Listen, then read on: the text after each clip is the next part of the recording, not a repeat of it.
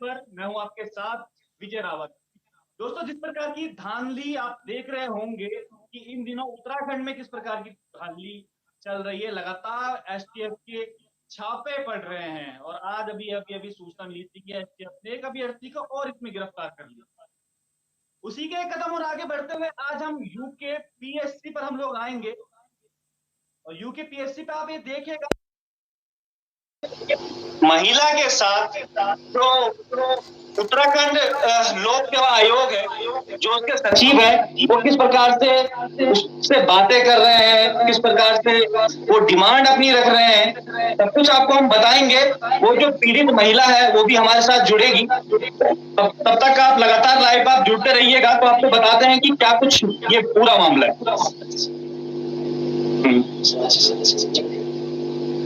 माफ कीजिएगा, जो लोक सेवा आयोग के जो सदस्य हैं जी, इससे पहले मैं आपको एक रिकॉर्डिंग आपको सुना देता हूं, उसके बाद वो जो पीड़ित जो महिला है उसको हम जोड़ेंगे साथ। आप ये रिकॉर्डिंग जरा आप सुनिएगा पहले।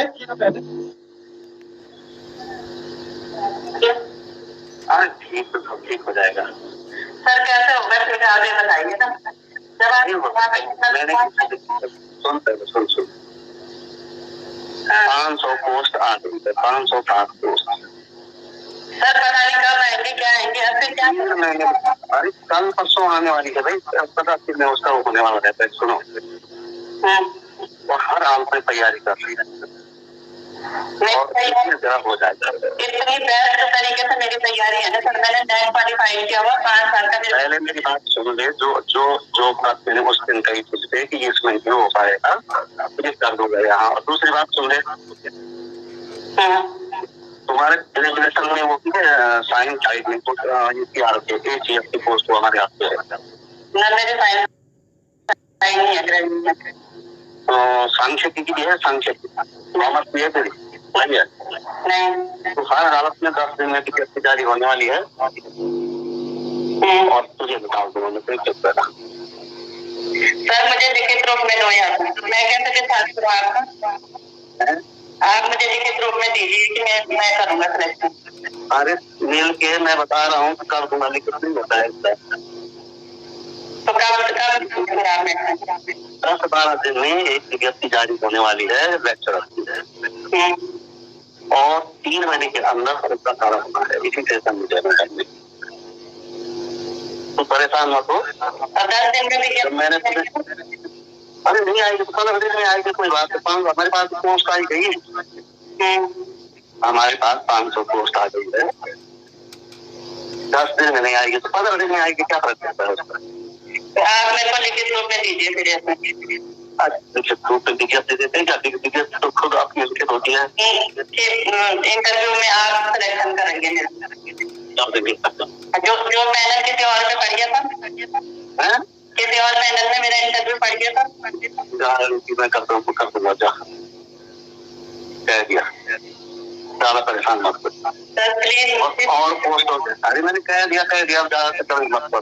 आप इधर सुनिए ना सर, जिन बच्चों को मैंने पढ़ा रखा पिछले 6 महीनों से, उनका सिलेक्शन होगा। जिनको एक ज्यादा बात करेंगे तो ज्यादा बात करें कुछ होगा नहीं, जितनी बात समझे समझ निकल। तो और बीच में सुन ले, बीच में इससे बात करते रहे वो तुमसे, इसलिए बात करना है कहीं भी कहीं छूट ना जाए, फॉर्म भरना छूट ना जाए। फिर और पोस्ट भी बीच में आती है, ये पता चलेगा वो बोलने तो किसको बता देगी बीच में। लेकिन तो लेक्चर की तैयारी कर, 2-3 महीने लगेंगे, इसमें हो जाएगा सर। ठीक है सर। मैं तो आपने रिकॉर्डिंग सुनी है अभी, जिसमें जो लोक सेवा आयोग के ये सदस्य रह चुके हैं, और जब ये मामला चल रहा था उस समय सदस्य थे ये लोक सेवा आयोग के, और इनका नाम है, मैं आपको बता दूं, जयदेव सिंह साहब। इनका नाम जयदेव सिंह शाह है और ये जो महिला है इससे इस तरीके से बात कर रहे हैं कि मैं तेरा साक्षात तो करवा दूंगा, वो मेरे हाथ में है सब कुछ, मेरे से एक बार तू मिल ले तू आके। तो ये तमाम ये बातें जो है वो सब चीजें इस रिकॉर्डिंग में है। अब वो जो महिला है उनको वो हमारे साथ जुड़ी हुई है, उनको मैं अपने साथ जोड़ता हूँ। अब मुंह जवानी उनकी सुन लीजिए, जो पीड़ित महिला है उनका इस पर क्या कुछ कहना है।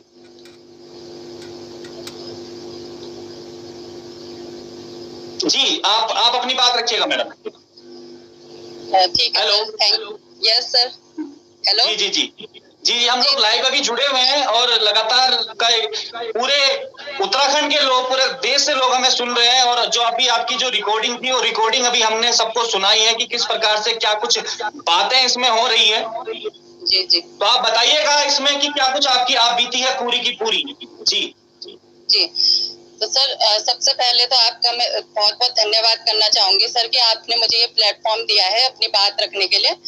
And huge respect to Bobby Panwar sir जिनकी वजह से आज ये यूकेपीएससी में भी जो कुछ हुआ है उसका ये जितना भी प्रकरण उजागर हुआ है हमारे सामने, कम से कम यहाँ के जितने भी इंटेलेक्चुअल हैं हमारे उत्तराखंड के, नीति नियंता हैं, कम से कम उनकी आंखों पे पर्दा पड़ा हटा तो सही कम से कम। तो सर मैं चाहती हूँ सर मैं भी कि बीपीटीओ के जैसे हमारे जो 2018-19 की प्रवक्ता भर्ती हुई थी, इसमें भी इसी तरीके से जो एसटीएफ काम कर रही है वो इसी तरीके से हमारे प्रकरण की भी जांच करे। क्योंकि सर पिछले 3 सालों से सिर्फ इस मामले पे मिट्टी डाली जा रही है।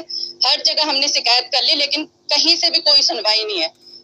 और sir this is my humble request sir, please कि आप मुझे मेरी बात रखने का पूरा टाइम देंगे, क्योंकि पिछले 3 सालों से मैं आज बड़ी मुश्किल से हिम्मत जुटा करके आई हूँ।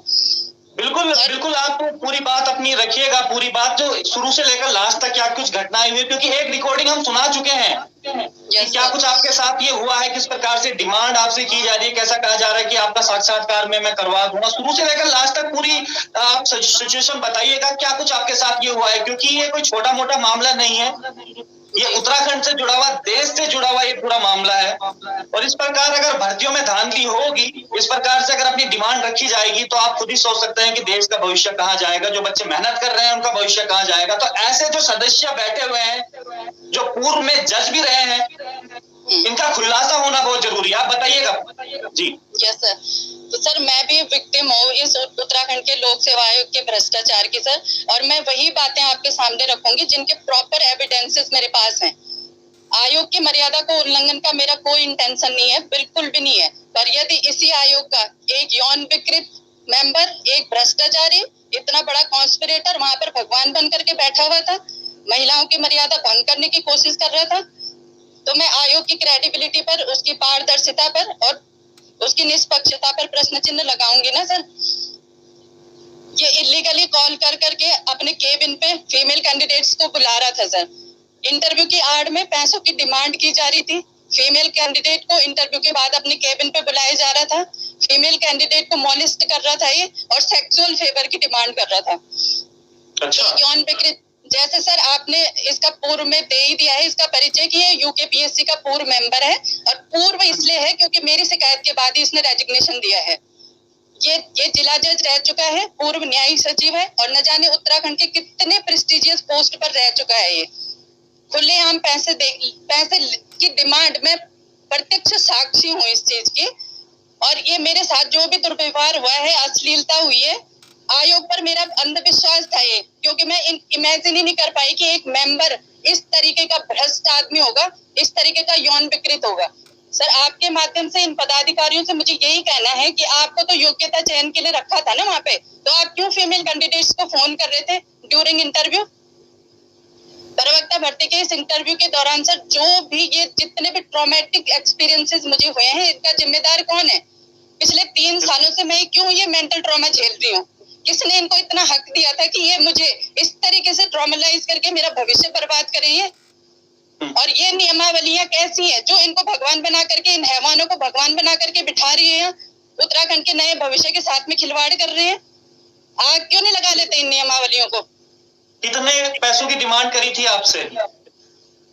सर वहीं पर आ रही हूँ मैं कि यहाँ जितने भी यहाँ की हैं ये नीति नियंता, ये आयोगों की ये अनियमितता और गड़बड़ियां क्यों नहीं देख रहे हैं? इंटरव्यू के नाम पर क्या भद्दा मजाक वहां पर चल रहा था, कोई सुध लेने वाला नहीं है। मैं टॉप कॉम्पिटिटर में से एक थी, मे बी 4th और 5th पोजीशन है मेरी ऑल उत्तराखंड फीमेल में मेरे सब्जेक्ट में। और दो जगह मेरे इंटरव्यू थे, लेकिन मैं इसलिए नहीं रिजेक्ट किया गया मुझे कि मैं मतलब योग्य नहीं थी, इसलिए हुई मैं रिजेक्ट क्योंकि मैं इसकी यौन विकृति की शिकार हुई थी। इस आदमी ने, अगर मैं 100% बोल रही हूँ कि अगर मेरिट बेस पे सिलेक्शन होता तो मेरा सिलेक्शन श्योर था ना सर, क्योंकि रिटर्न में मेरे बहुत अच्छे मार्क्स थे। बिल्कुल। इस आदमी ने, इसने जानबूझ करके मेरे दोनों इंटरव्यू, क्योंकि मैं हायर मार्क्स थे मेरे, तो मेरे 2 जगह इंटरव्यू थे, फीमेल कैडर में भी था और जनरल कैडर में भी था, तो इसने दोनों इंटरव्यू मेरे अपने ही पैनल पे रखे इसने। और इंटरव्यू जब मेरा फाइनल इंटरव्यू हो चुका था मतलब जनरल कैडर का, तो ये मुझे मतलब फोन कर रहा है कि मैम आपके डॉक्यूमेंट में कमी है, अपनी फाइल लेकर के तुरंत, मतलब अपने असिस्टेंट के थ्रू इसने फोन किया था मुझे कि मेरे केबिन पे आकर के मिलो मुझे अपनी फाइल लेकर के। तो मैंने इनको बोला सर मेरा वेरिफिकेशन हो चुका है, आप चेक कर लो एक बार। तो ये इसका असिस्टेंट बोलता है कि मैं नहीं जानता, आपको सर बुला रहे हैं, फिर रिजल्ट रुकेगा तो मुझे मत बोलना कि।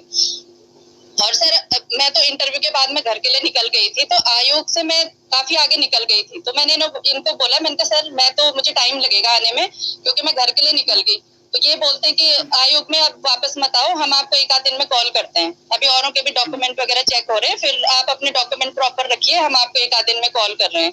तो फिर सर 2 दिन के बाद फिर मुझे कॉल आ रही है 8:15 बजे की सुबह कि तुरंत रिस्पना पुल पे मुझे 10 मिनट के अंदर अंदर मिलो अपनी फाइल लेकर के, तुम्हें आयोग में आने की जरूरत नहीं है, मुझे ही दे दो अपना सेट। अच्छा, वहाँ पर सर बुलाया गया।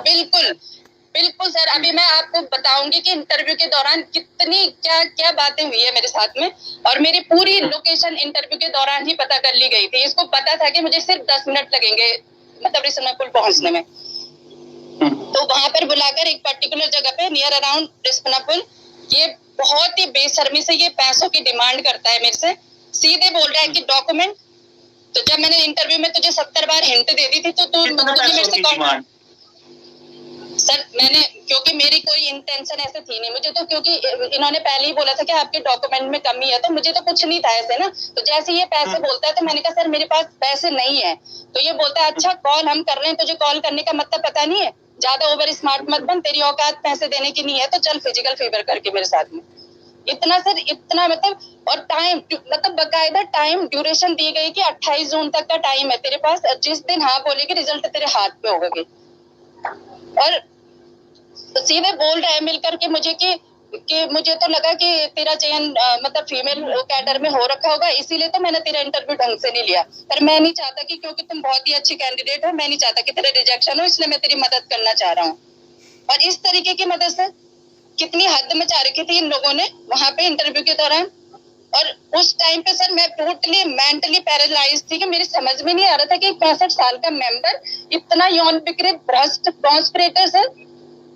और मैं पता नहीं मैं कैसे बताऊं आपके सामने कि किस तरीके का मतलब अश्लील बिहेवियर इसने किया है मेरे साथ में। आप खुल के बताइएगा, ये लाइव हमारा चल रहा है, अभी खुल के बताइएगा जो जो पीड़ा आपके साथ हुई, खुल के बताइएगा, क्योंकि लोग समझते हैं। करीबन अभी 600 लोग के आसपास हमारे साथ जुड़े हुए हैं। खुल के अपनी बात रखिएगा, और आपकी जो बात है हम पूरे मंच तक आपको ले जाएंगे, और आखिर लड़ाई में पर्वतजन आपके साथ रहेगा। अपनी बात आप खुल के रखिएगा, डरने की कोई जरूरत नहीं है, आप खुल के अपनी बात रखिएगा जी। तो सर जो मेरा पहला इंटरव्यू था वो मेरा 20 मई को हुआ था 2019 को, और दूसरा इंटरव्यू ठीक 1 महीने के बाद 20 जून 2019 को।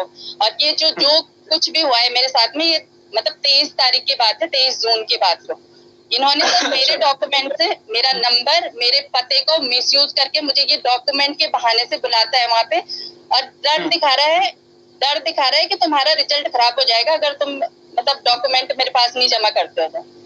तो मतलब इतनी गंदी मानसिकता को अब मेरे सामने ये पेश कर रहा है कि मेरे तो उस टाइम पे समझ में नहीं आया, क्योंकि आयोग एक बहुत ही प्रेस्टिजियस इंस्टीट्यूट है, और हम कभी सपने में भी नहीं सोच सकते सर कि एक इतना मतलब इतनी प्रेस्टिजियस पोस्ट पर बैठा हुआ ये मेंबर, और इस तरीके से खुलेआम इस मेंबर के साथ में सर इसका असिस्टेंट भी था, जिसने ऑलरेडी इस जो रिकॉर्डिंग आपने सुनाई है पहले, इसमें इसने इसका नाम बोला हुआ है।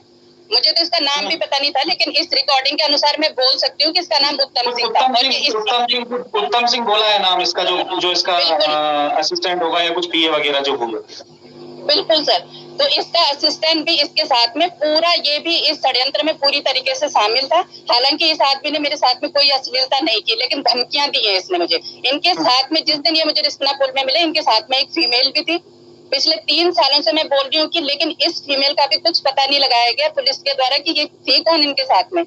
ये मेंबर जो है, हमारे फोटो लगे हुए पूरे डॉक्यूमेंट के अपने बगल में दबा करके जा रहा था, पूरे शहर में घूम रहा था।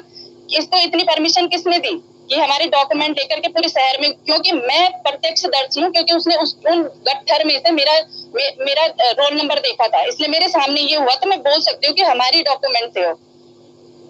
और सर, आपके माध्यम से मुझे यही बताना है उत्तराखंड की जनता को कि वो यूकेपीएससी जो उत्तराखंड के लिए पूरे एडमिनिस्ट्रेटर तैयार कर रहा है, जुडिशियरी से लेकर तमाम क्षेत्रों में भविष्य तैयार कर रहा है उत्तराखंड का, वो यूकेपीएससी प्रवक्ता भर्ती के इंटरव्यू में किस तरीके के क्वेश्चन पूछता है मुझे कि आपका नाम क्या है। वाकई में शर्मनाक विषय है जो उत्तराखंड में जो इतनी तादाद में जो भर्तियां निकालते हैं और यहाँ के जो बच्चों के भविष्य तय जो करते हैं, उस पर किस प्रकार से लोग बैठे हुए हैं। आगे देखेगा, जिनसे मैं बात कर रहे हैं उनका नाम अभी हम नहीं दे सकते हैं, जिनसे हम बात कर रहे हैं, जो पीड़ित अभ्यर्थी जो बता रही हैं अपने आप को, ये टॉप वुमेन में है, टॉप वुमेन 4-5 रैंक है इनकी। उनके साथ ये हो रहा है कि पैसों की डिमांड की जा रही है या सेक्सुअल उनको हरासमेंट करने की इनको कोशिश की जा रही है।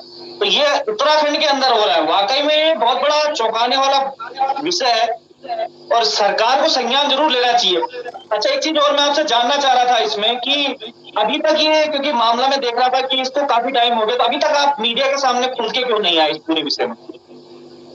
सर, एक तो इन्होंने पहले दिन से ही मुझे थ्रेटनिंग करना शुरू कर दिया था, क्योंकि जब पुलिस के कहने के बाद मैंने इनकी कॉल रिकॉर्ड की थी, तो इसने सीधे, वो मेरे पास प्रूफ भी है जिसमें ये मुझे बोल रहा है कि अगर इस मामले में तूने मुंह खोला तो तेरे को रिस्ट्रिक्ट करवा दूंगा, तू आगे से आयोग के पेपर देना भूल जाएगी। तो बहुत मेरे फैमिली वाले पूरी तरीके से डरे हुए थे कि पता नहीं इस तरीके की मानसिकता वाले, जो कि मतलब जुडिशियरी से रिलेटेड होने के बावजूद इस तरीके का खुला हम इस तरीके की धांधली कर रहे हैं, तो किस तरीके से मुझे मतलब थ्रेटन कर सकते हैं, मुझे नुकसान पहुंचा सकते हैं। तो मेरी फैमिली ने मुझे बिल्कुल मना किया था कि तुम, मतलब ये मामला ऑलरेडी हाई कोर्ट में भी है अभी, और मेरी फैमिली ने सिर्फ मुझे परमिशन दी थी कि तुम एज अ रिट पिटिशनर तुम हाई कोर्ट में जा लो, लेकिन क्योंकि बहुत सारी चीजें होती है सर, एज अ फीमेल, भले ही हम 21वीं सदी में है, लेकिन बहुत सारी रिस्ट्रिक्शंस अभी भी हैं हम लोगों के ऊपर। तो और सर, आप लोगों को मतलब इतना यकीन नहीं आएगा कि इंटरव्यू के दौरान मेरे से पूछा जा रहा है कि अच्छा आपकी शादी हो गई है, आपके बच्चे हो गए हैं, अच्छा बच्चों की तरफ से फ्री हो गए हो, मतलब प्रॉपर मेरा जितनी डिटेल थी ड्यूरिंग इंटरव्यू इस लोक सेवा आयोग के अंदर पूछा जा रहा है कि उस फ्लाईओवर के तुम दाईं तरफ रहती हो या बाईं तरफ, एक पर्टिकुलर कॉलोनी का नाम लेकर के बोलता है कि वो कॉलोनी तुमसे कितनी दूर है, और अच्छा। और किस तरीके के क्वेश्चन की, चलिए अब मैं आपसे पूछता हूँ कि मतलब जो बगल में बैठे रहते हैं जो सब्जेक्ट एक्सपर्ट, उनको बोल रहा है कि अच्छा ये तो हमारी पड़ोसन है, अब मेरी पड़ोसन से तुम क्वेश्चन पूछो। अब मेरे को बोलता है कि बिल्कुल साक्षात्कार में बोला गया मुझे कि नील आर्मस्ट्रांग की लव स्टोरी सुनाओ, तुम्हें इतनी फेमस लव स्टोरी नहीं पता? क्या तरीका है सर इंटरव्यू लेने का? और इतनी तरीके की बकवास मेरे ड्यूरिंग माय इंटरव्यू ये सब कुछ हो रहा था। और मेरे को खुद मतलब इंटरव्यू के ही दौरान मेरे को बोला जा रहा था इस मेंबर के द्वारा कि ये कैंडिडेट इतनी कॉन्फिडेंट है कि औरों के तो पसीने छूटे हुए, मैं तो बहुत प्रभावित हूँ इससे। तो कोई लॉजिकल बात लगी आपको इस इंटरव्यू में? और इन्हीं सभी इलॉजिकल और नॉन सेंसिकल बातों के आधार पर सर मुझे मार्क्स दिए गए। किन आधारों पे मुझे सेलेक्ट और रिजेक्ट किया गया? और पहले ही दिन से सर मैं आयोग को बोल रही हूँ कि मुझे सारे जो सिलेक्टेड कैंडिडेट हैं उनकी वीडियोग्राफी दीजिए, हम अपने आप को इवैल्यूएट कर सकते हैं ना कि किस तरीके की बातें आप लोग हमसे पूछ रहे हैं। और शिकायत के बाद सर जिस दिन मेरा रिजल्ट आउट हुआ 11 जुलाई 2019 को, उसी दिन एसएसपी से मैंने अपॉइंटमेंट ले ली थी, लेकिन पुलिस ने भी इस पूरे मामले को इतना डिसेंसिटाइज किया है सर कि मैं देख रहा हूँ कि जो मेरे पास डॉक्यूमेंट आए हैं, आपने माननीय पुलिस महानिदेशक को भी ये डॉक्यूमेंट आपने सबमिट किया है। अगर दर्शक देख पा रहे हो तो मैं दर्शकों को दिखा दूं कि ये जो एक एप्लीकेशन है माननीय पुलिस महानिदेशक महोदय को ये एप्लीकेशन जा चुकी है। आप ये देखिएगा, ये ऑलरेडी एप्लीकेशन जो है वो सबमिट करा चुकी है। उसके बाद भी पुलिस का किस प्रकार से रवैया रहा? आपने महानिदेशक को दे दिया, वरिष्ठ पुलिस अधीक्षक को आपने दे दिया ये एप्लीकेशन, जो मैं देख पा रहा हूँ अभी, एसएसपी को आपने ये एप्लीकेशन दी है, उसके बाद क्या रहा रिजल्ट? क्या ये पुलिस ने सही से कार्रवाई नहीं कर पाई अपनी, या वो डर गए कि जज साहब हैं पुराने, कुछ कर देंगे इस तरीके से? क्या रहा पूरा? बिल्कुल बिल्कुल सर, मुझे ये मतलब एक फीमेल ऑफिसर तो यहाँ तक बोलती है कि तेरी वजह से मैं एक रिटायर्ड जज को मतलब क्वेश्चन आयर के लिए बुला रही हूँ कि मतलब इतना मेरा भी करेक्टर असैसिनेट किया इन पुलिस ऑफिसर ने। फीमेल पुलिस ऑफिसर होने के बाद सर कोई फीमेल कैसे आएगी इनके साथ की अपनी मतलब व्यथा सुनाने के लिए, जब इनका बिहेवियर इस टाइप का है। और मतलब खुद फीमेल ऑफिसर एक जो बहुत ही प्रेस्टिजियस पोस्ट पर है मेरे को बोल रही है कि इस मामले में पढ़ने की जरूरत नहीं है, तेरे को तो खड़े खड़े छील के रख देंगे। तो अपनी शिकायत सुनाना कोई गलत बात है? जो मेरे साथ जो कुछ भी हुआ, क्यों छील के रख देंगे? इतनी क्या जंगल राज चल रहा है उत्तराखंड में? और मेरी शिकायतों के यस सर, तो मेरी शिकायतों के बाद इसको जबरदस्ती रेजिग्नेशन दिलवाया गया आयोग से। तो क्या रेजिग्नेशन दे करके हमको न्याय मिल गया क्या सर? बताइए, हमारी पूरी स्टडी वगैरह पूरी रिटेन कैसे होगी? सबसे बड़ा सवाल भी यही उठता है कि अगर इतने पाक साफ थे जज साहब, तो क्यों रेजिग्नेशन जो आयोग द्वारा उनका रेजिग्नेशन दिलाया गया? सबसे बड़ा सवाल भी यही उठता है। ये पूरी सर ये पूरी नियमावली ही गलत थी, क्योंकि इसमें 100% सिलेक्शन सिर्फ इंटरव्यू के आधार पे था। तो ये भ्रष्टाचार की पराकाष्ठा नहीं दिखा रही थी। ग्रुप सी के लिए आप 3 एग्जाम की बात कर रहे हैं और लेक्चरर के लिए सिर्फ इंटरव्यू के आधार पे। जब मेरे 2 इंटरव्यू थे, कॉन्स्पिरेसी के तहत इसने मेरे दोनों इंटरव्यू अपने पास रखे और मेरा फीमेल कैडर में इसने रिजेक्शन किया था, और फिर मेरे जनरल कैडर में सीधे बोलता है कि मैं नहीं लेता तुम्हारा वो इंटरव्यू लेने के लिए सीधे मना कर देता है। लेकिन जब मैंने बार बार रिक्वेस्ट की तब तो मेरा इंटरव्यू लिया गया, और इंटरव्यू में किस तरीके के क्वेश्चन पूछे गए वो मैं आपको बता चुकी हूँ। तो सर इस घटिया नियमावली की वजह से और इन अविवेकशील मेंबर थे जो इनके स्वार्थ की वजह से जितने टॉपर थे इस एग्जाम के सब बाहर हुए हैं। एवरेज मार्क्स वाला जो कि अपने कोर सब्जेक्ट में भी अच्छा नहीं कर पाया, उसको इन्होंने टॉपर बनाया। एक पैनल जो है फेलियर को टॉपर बना रहा है, दूसरा पैनल टॉपर को फेल कर रहा है। तो ये कहाँ है सर आपकी क्रेडिबिलिटी? और मेरे साथ जो कुछ भी हुआ है, ये अश्लीलता, ये मॉलेस्टेशन, मैं बोल रही हूँ 100% औरों के साथ में भी सेम चीजें हुई होगी। लेकिन इन्वेस्टिगेशन तो कीजिए आप, लेकिन 3 साल से कुछ नहीं किया गया। इस जो नंबर मैंने पुलिस को दिया, क्यों नहीं इसकी ऑडियो रिकॉर्डिंग की निकाली जा रही है? CDR नहीं निकाली जा रही है। पुलिस बोल रही है मुझे कि इस पता नहीं क्या कर रहा होगा नंबर पे, कि इसकी CDR ही नहीं निकल रही। तो मैंने कहा मैम मेरी निकालो, आप मेरा नंबर तो आपके पास है ना, पूरी CDR निकालो कि किस तरीके से मुझे ड्यूरिंग इंटरव्यू 3-3, 4-4 बार कॉल कर रहे थे। क्यों ये फीमेल कैंडिडेट के कांटेक्ट में थे इंटरव्यू के दौरान? और जिन भर्तियों का नोटिफिकेशन तक नहीं निकला हुआ, ये इंटरव्यू में तकरीबन कितने लोग बैठे हुए थे किस समय इंटरव्यू हुआ था आपका? सर 907 मेरे अच्छा पैनल में 3 थे सर। तो जो मेरा हाँ बिल्कुल, ये चेयरपर्सन था और इसके अलावा जो 2 सब्जेक्ट एक्सपर्ट थे। तो जो जनरल मेरा फीमेल कैडर का पहले हो गया था 1 महीने पहले, उसमें भी सेम वही थे, उसमें एक फीमेल थी। तो शायद उस फीमेल की वजह से ये ज्यादा अश्लीलता पे नहीं उतरा था। लेकिन मैं 100% बोल रही हूँ, आप अगर आपके पास आयोग के पास प्रूफ है तो मेरी वीडियोग्राफी आप पब्लिक कर सकते हैं कि मेरा जनरल का जो इंटरव्यू हुआ था उसमें इतने नॉन सेंसिकल क्वेश्चन पूछे गए थे जिनका ना तो शिक्षा से कोई लेना देना, ना किसी आयोग से कोई लेना देना। मतलब अगर आप एक किसी अनपढ़ को वहां पे बिठा देते, वो इनसे ऑथेंटिक इंटरव्यू लेता। मैं बिल्कुल जिम्मेदारी के साथ में ये बोल रही हूँ। और आप खुद ही देख लीजिए इनकी जो रिकॉर्डिंग है, जिन भर्तियों का नोटिफिकेशन तक नहीं निकला हुआ, ये बोल रहा है कि ये फलाने पद मेरे हाथ में है। तो मैं बोलूंगी नहीं कि ये इंटरव्यू का भी 100% इसके हाथ में था और इसने अपने स्वार्थ के उसमें ही सारे सिलेक्शन दिए हैं।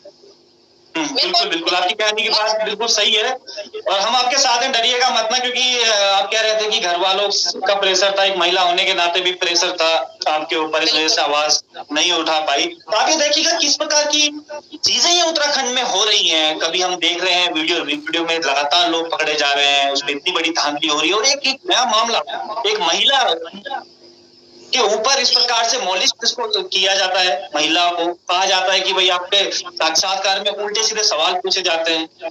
बिल्कुल सर, आयोग के बारे में होती है और एक महिला खुल के सामने आ रही है और ये चीज बता रही है, तो वाकई में कुछ ना कुछ बात इसमें है और सरकार को इस पे बिल्कुल ध्यान देना होगा जो पुलिस अपनी कार्रवाई नहीं कर रही है। और जज साहब से भी सवाल है, हम आपके पास भी आएंगे, आपको फोन भी करेंगे और आपसे आपका भी वर्जन हम लोग लेंगे कि ये पूरे घटनाक्रम के पीछे आखिर जो ये पीड़ित महिला अभ्यर्थी है जो आप पर इल्जाम ये लगा रही है, इसके पीछे कितनी सच्चाई है।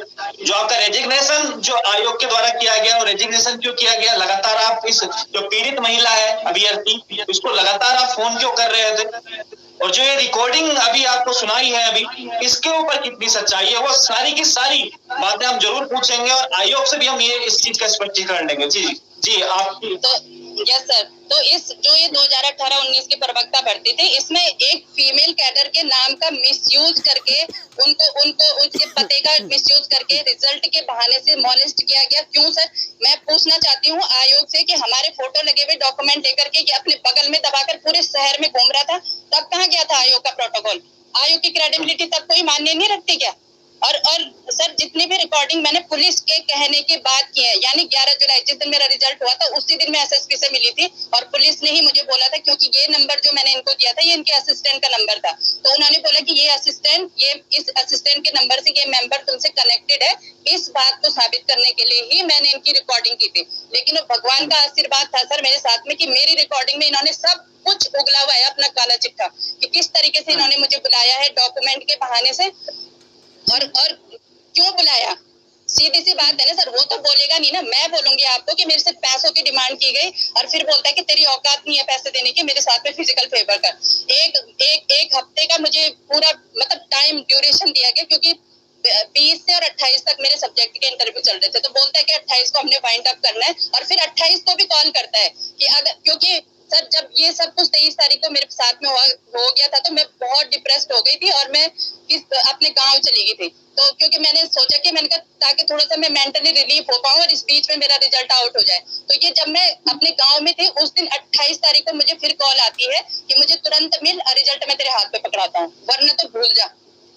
और उसके बाद सर इतनी बड़ी बड़ी बातें कही गई आपके इनसे कि आप मेरे को फिजिकली आप फेवर मेरा कीजिए, आपके पास पैसे नहीं है, आपकी औकात नहीं है पैसे देने की, तो फिजिकल फेवर कीजिए, ये बातें कही गई वाकई में। अगर सर सिर्फ पैसे की बात भी होगी ना, लेकिन इस तरीके का ये यौन विकृत उस प्रेस्टिजियस पोस्ट पे बैठा हुआ था, तो ये यौन विकृत करेंगे क्या हमारे भविष्य का फैसला? आप ही बताइए मुझे। मैंने जो नंबर ये पुलिस को दिया था ये उसी दिन से नंबर बंद क्यों है? और मेरी जो लिखित शिकायत थी उसके बाद ये मेंबर रिजाइन करके घर क्यों बैठ जाता है? सीधी सी बात है सर कि इसने कमिट किया है कि अपनी इन सारी इलीगल एक्टिविटीज को, तब जाकर के घर जाकर के बैठा हुआ है। मैं किसी पे भी एलिगेशन लगाऊंगी और वो इतनी प्रेस्टिजियस पोस्ट पर बैठ करके रेजिग्नेशन दे करके घर बैठेगा, क्यों नहीं उसने मेरे से दोबारा बोला कि तुम किस आधार पे मेरे पे इतने बड़े बड़े एलिगेशन लगा रही है?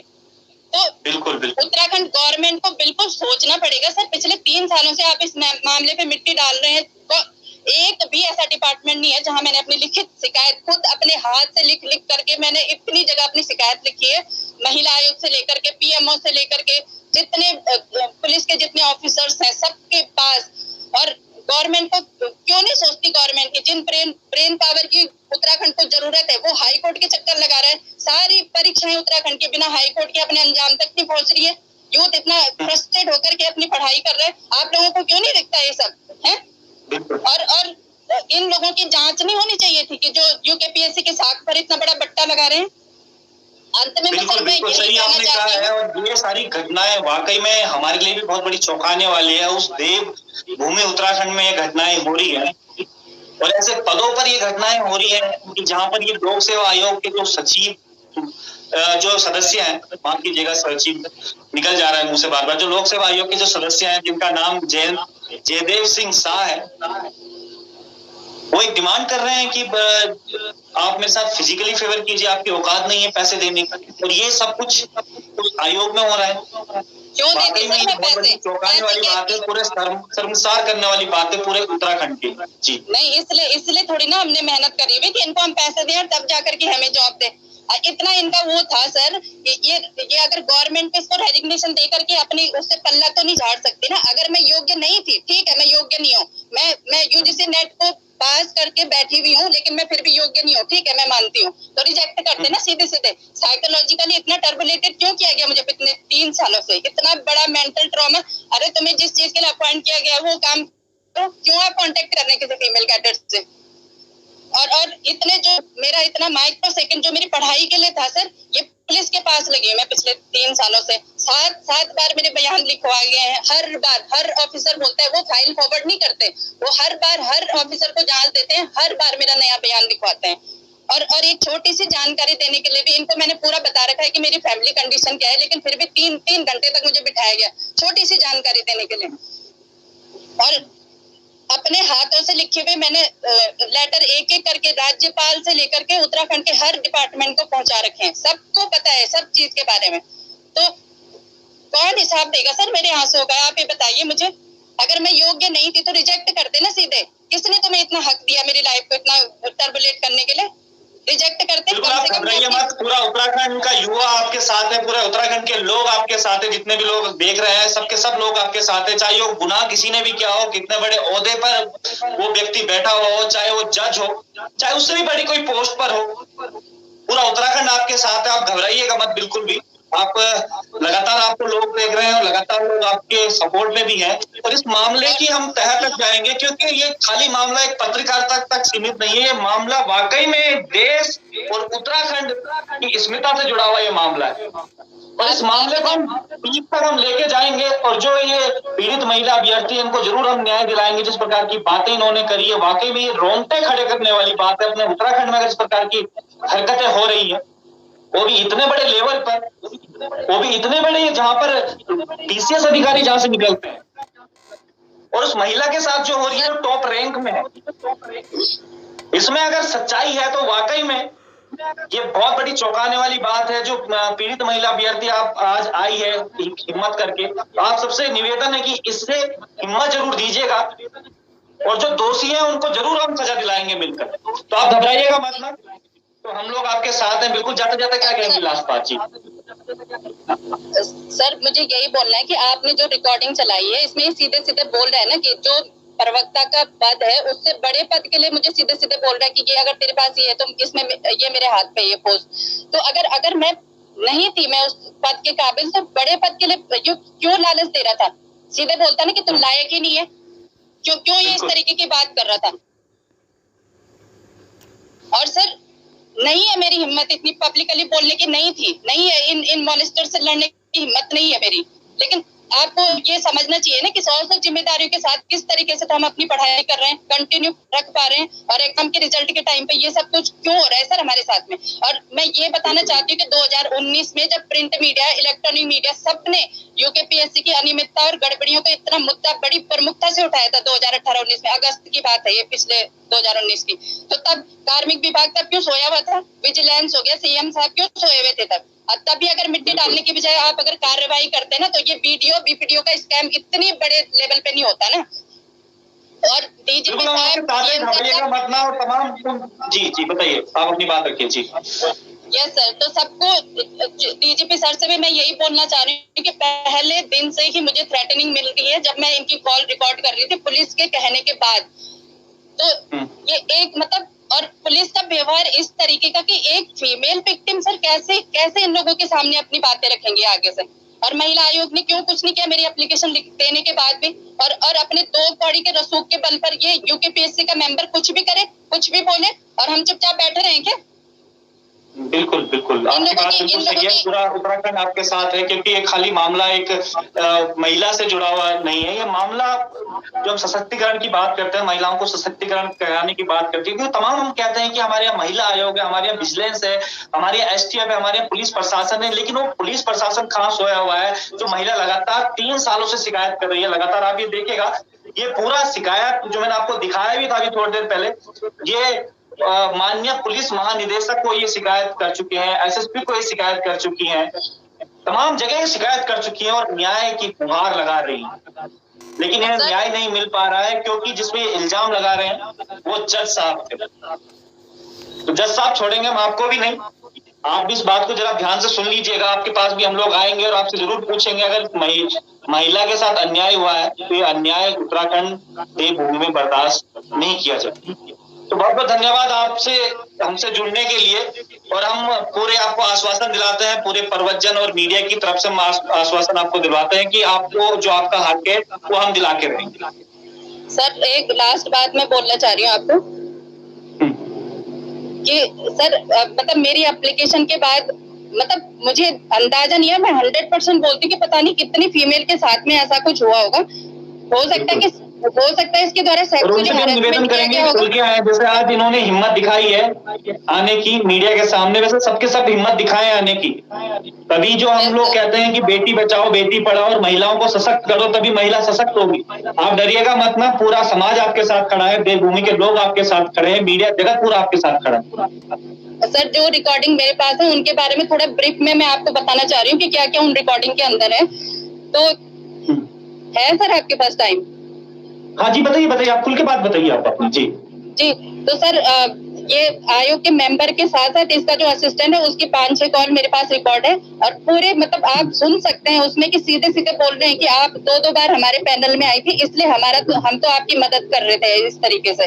और सीधे सीधे मतलब ACF हो गया, आने वाली प्रवक्ता हो गई, और ये तो तब तक नोटिफिकेशन नहीं निकला था, तो ये आयोग का इस गोपनीयता किस तरीके से ये भंग कर रहा था। और सर मेरा इंटरव्यू 1-1 घंटे का हुआ, जबकि और जो जितने भी कैंडिडेट से 10 से 15 मिनट का इंटरव्यू लिया गया उनका, और इंटरव्यू के दौरान A to Z मेरी सारी व्यक्तिगत जानकारियां ली गई थी। मुझे लग रहा है कि ये सब भी आयोग के मानकों के विरुद्ध है, तो क्यों इस आदमी को इतनी ज्यादा छूट दे दी गई थी। इतने ज्यादा अश्लील प्रश्न मुझे मतलब इंटरव्यू के दौरान ही पूछे गए थे। 4 बार मेरा डॉक्यूमेंट वेरिफिकेशन हो चुका था, फिर भी ये मुझे डॉक्यूमेंट के ही बहाने से कॉल कर रहे थे। ये सब घटनाएं आपको क्या लगता है कि और अभ्यर्थियों के साथ भी होगा, जो फीमेल अभ्यर्थी हैं उनके साथ भी इस प्रकार की हरकतें भी होंगी? बिल्कुल सर, मुझे लग रहा है कि मैं 100% श्योर हूँ कि जब मेरे प्रकरण में कुछ नहीं हुआ ना, तो क्यों आएंगे वो लड़कियां आगे। 1-2 फीमेल और थी मेरे कांटेक्ट में जिनको बोला गया था कि उनको भी आयोग से डॉक्यूमेंट वेरिफिकेशन के लिए कॉल आई थी पर्सनली। हालांकि कितना ये वैलिड है कि कोई मेंबर पर्सनली किसी फीमेल को इस तरीके से कॉल करेगा कि आपके डॉक्यूमेंटेशन में कमी है, आप मेरे केबिन पे आइए या मुझे फलानी जगह पे मिलिए। और शिकायत के बाद से ये नंबर क्यों बंद करके रखा हुआ है? इतने पाक साफ है तो क्यों नहीं सामने आए ये लोग? इस नंबर की जांच नहीं की गई कि इंटरव्यू के दौरान कितने कैंडिडेट को कॉल की गई थी, इस नंबर से क्यों की गई थी, कुछ नहीं अभी तक कुछ भी नहीं आश्वासन दिलाते हैं कि आपको न्याय मिलके रहेगा पूरा, और इसकी हम जड़ तक जाएंगे। क्या कुछ पूरा मुद्दा है जो हमारी उत्तराखंड की महिला सशक्तिकरण की जो हम बात करते हैं, वो सशक्तिकरण हम बनाने का पूरा प्रयास करेंगे। और आप सभी जितने भी लोग अभी तक लाइव देख रहे हैं उनसे भी गुजारिश है, क्योंकि पीड़ित महिला अभ्यर्थियां जो आज के सामने पे आई हैं, आप सब लोग भी इनके साथ आए, इनकी मदद करें। और ये पूरा मामला क्या था इसमें अच्छे से जांच हो, चाहे वो पुलिस के द्वारा हो, चाहे वो इसमें STF के द्वारा हो, चाहे किसी अन्य माध्यम से हो, लेकिन पूरी सच्चाई इसमें आनी चाहिए। तो आपसे निवेदन है कि जो इल्जाम जिन पर लग रहे हैं वो पूरा तह तक इसकी जाए और आप सब लोग साथ में आए, क्योंकि अगर आज एक महिला खुल के सामने आई है, अपनी बात रख रही है, तो हो सकता है कि जो दबी कुचली और महिलाएं हैं जिनको ये आस है कि आज इनको न्याय मिला है, तो कल के दिन उनको भी न्याय मिल सकता है। तो आप लोग जरूर इस पोस्ट को शेयर जरूर कीजिएगा, ताकि ये बात उत्तराखंड शासन तक पहुंच पाए, जो देश में बैठे हुए बड़े बड़े मिनिस्टर हैं उन तक ये बात पहुंच पाए कि ये सब कुछ चल क्या रहा है उत्तराखंड के अंदर। तो हो सकता है जो पीड़ित महिला अभ्यर्थी है उसको न्याय मिल पाए। तो बहुत बहुत धन्यवाद हमसे बात करने के लिए। तो आगे भी हम अपडेट आपको करते रहेंगे क्या कुछ है। बहुत बहुत धन्यवाद।